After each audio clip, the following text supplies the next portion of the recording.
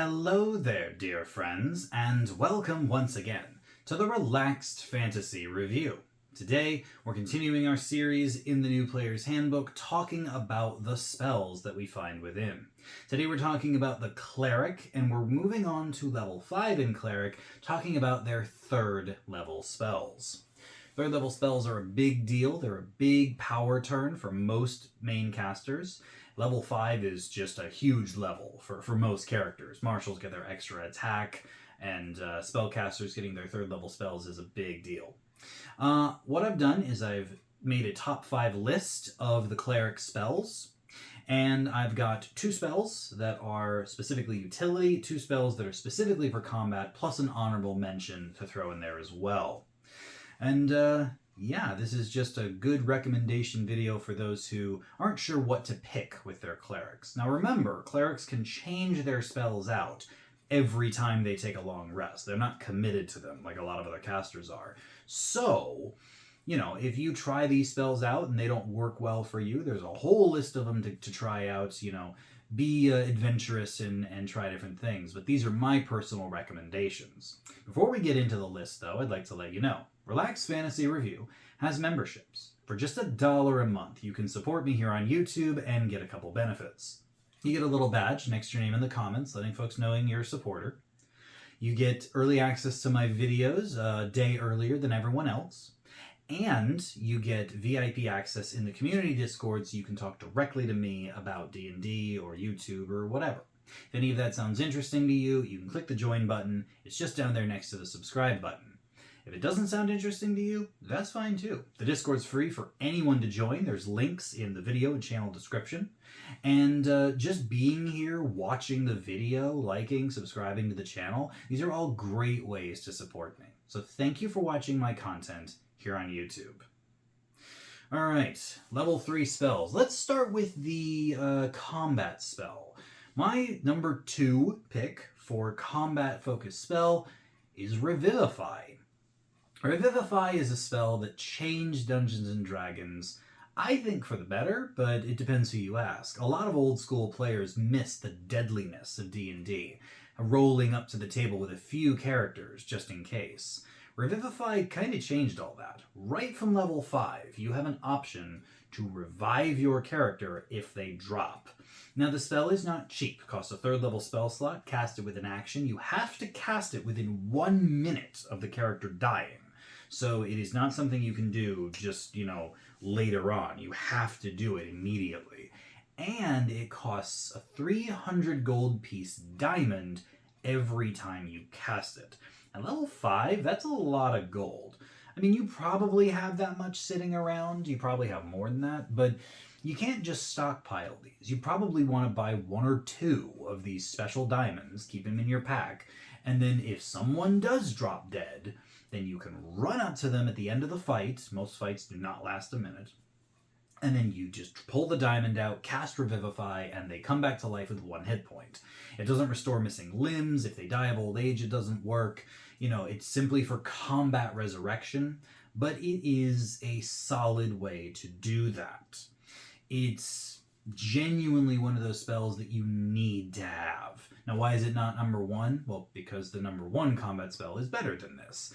It turns out that preventing death is more important, or a better strategy, rather, than, fixing death. But you want to have this spell. I recommend all clerics keep it on hand at all times. But it's still not my number 1 pick. I would also recommend they have the number 1 pick on at all times. Anyway, Revivify, absolutely vital, good to know, and yeah, that's my number 2 for combat. My number 2 for utility, on the other hand, is the spell Speak with Dead. Speak with Dead is such a fun information gathering spell. If you've seen the D&D movie or played Baldur's Gate, you're probably familiar with how it works. You cast it as an action. It lasts for 10 minutes. Unlike in the movie, if you don't finish your questions within 10 minutes, the spell just ends. It doesn't leave the dead guy sitting around waiting for you to ask him another question forever. But you do get to ask 5 questions. The questions can be answered cryptically. They're not under any compulsion to tell the truth. They know who you are, especially if you killed them. So, if you did, they're not under any... They're probably going to lie to you if you killed them and immediately asked them for information. But then again, they might not care. That's really up to the DM. You can ask them for information. They'll give you answers, based on what you ask. And it's just really handy, especially if you find corpses out in the wild. If you're out in a dungeon or something and you find a corpse, who killed you? What killed you? Can you tell us anything about this dungeon? Maybe they'll tell you where secret doors are, or how to avoid traps or solve puzzles. There's a lot of options, and it's just handy to have. So yeah, I'm giving it the number 2 spot for utility. Before we get to the number 1s, I will throw my honorable mention in here, and that is Dispel Magic. I think this was also one of my top ones for the Bard, and there's a reason for that. Turns out that being able to undo spells that are cast against you is very handy. Now, the preferred method for that is Counterspell, because it lets you do it while the spell is being cast, interrupting it. But in the event that that doesn't work, or if you don't have Counterspell on your list, like Clerics don't, Dispel Magic is a great backup. Because you can, when a spell is cast on you, or an ally for that matter, if it's a hold person or a slow spell or whatever, you can just run up, cast Dispel Magic, and stop the effect that's really hampering you. It is a very, very powerful ability, and you're not always going to be fighting casters, but you're now level 5. The higher you go in level, the more magic you're going to run into, and this is the perfect level to take Dispel Magic. And yeah, you just cast it. If the spell is equal to the level of spell slot you're using or lower, then it is automatically dispelled. If you try to do it with a lower level spell slot and dispel a higher level spell, it can fail. You have to make an ability check to see if it works. And if it does, then it works. If it doesn't, then your spell slot doesn't work. But all in all, it's just a solid spell that I think everybody should consider taking, especially if they don't have Counterspell. All right, moving on to the number 1s. We'll go number 1 utility at this point. And this is one of those spells that I think a lot of people wish they could take. I think every party should have at least one character with it, just like Revivify. And it is the Sending spell. Sending is like D&D's texting. You can focus on a creature anywhere in the multiverse. Doesn't matter where they are or who they are, as long as you know them. You can then send them a 25-word message. They receive that message and can reply to you in kind instantly. It truly is a way to just break information gathering campaigns. You find out who the secret cult leader is, you find out when the evil army marches, you find out where the treasure is and someone's looking for it. All you have to do is cast Sending. Bam. Now the other person knows what's going on. Now remember, Sending is a divination spell, so there are ways to block it. Magic aura and stuff like that, or is it private sanctum?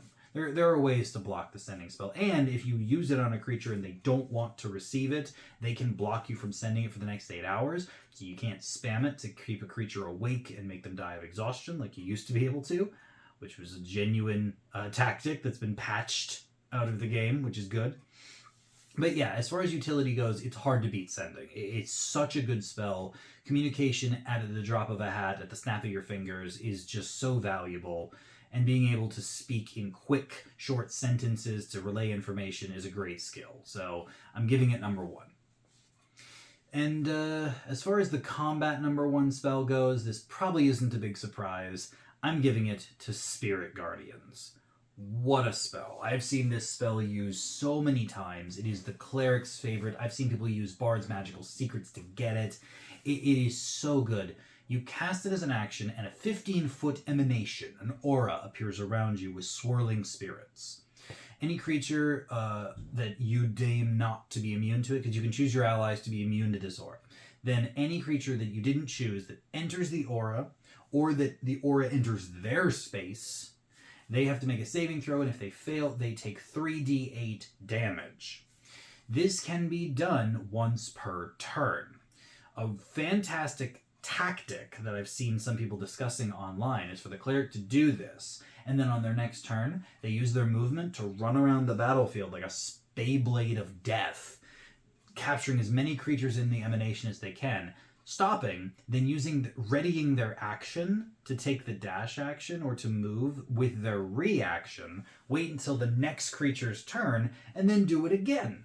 That's 6d8 damage against a pair of saving throws to any enemy you can tag with this. It's a phenomenal tactic. It's cheesy, but it works. Not to mention that if it's one of your allies' turns, like your barbarian, technically he could pick you up, especially if he had the grappler feat, and then he could run around with you in his arms and do the same thing again. As long as your aura's up, it doesn't matter. Spirit Guardians is not just a damage dealer, though. It slows enemies down when they enter the area, and because it's focused on you, it allows you to be a very, very sufficient tanking character.